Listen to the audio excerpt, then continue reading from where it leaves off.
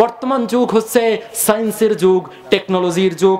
একটা সময় ছিল এই যে টাকা এখন চলে, কাগজের টাকা চলে কিনা, চলে কিনা আপনারা কি জানেন? এই কাগজের টাকা বন্ধ হয়ে গেছে পৃথিবীর অনেক দেশে, জানেন কিনা? চলে এসেছে বিটকয়েন, চলে এসেছে ক্রিপ্টোকারেন্সি, চলে এসেছে লাইট কয়েন। আধুনিক যারা আছে খবর রাখে, একটু খোঁজ খবর নিয়ে দেখেন, বাংলাদেশ সরকার এটা ট্রায়াল করতেছে।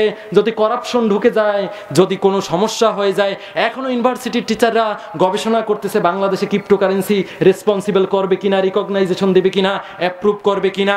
কিছুদিন পরে দেখবেন বিকাশের মতন, নগদের মতন উপায় আছে, উপায়ের মতন হয়ে যাবে।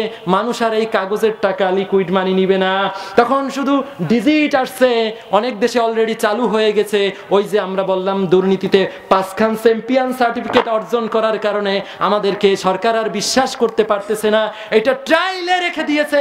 বাংলাদেশেও হয়তো একদিন ক্রিপ্টোকারেন্সি, বাংলাদেশেও একদিন হয়তো বিটকয়েন চালু হয়ে যাবে, লাইট কয়েন চালু হয়ে যাবে। তখন ডিজিট থাকবে, এই টাকার, কাগজের টাকা আর থাকবে না। সম্মানিত সুধী, এখন যুগ হচ্ছে টেকনোলজির যুগ। আগে কি বলা হতো?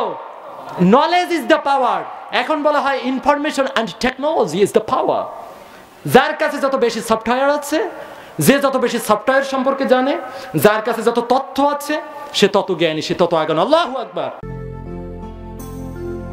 উপভোগ করছেন রেনেসাস ডাক টেলিভিশন, প্রযুক্তির সাথে ইসলামের পথে।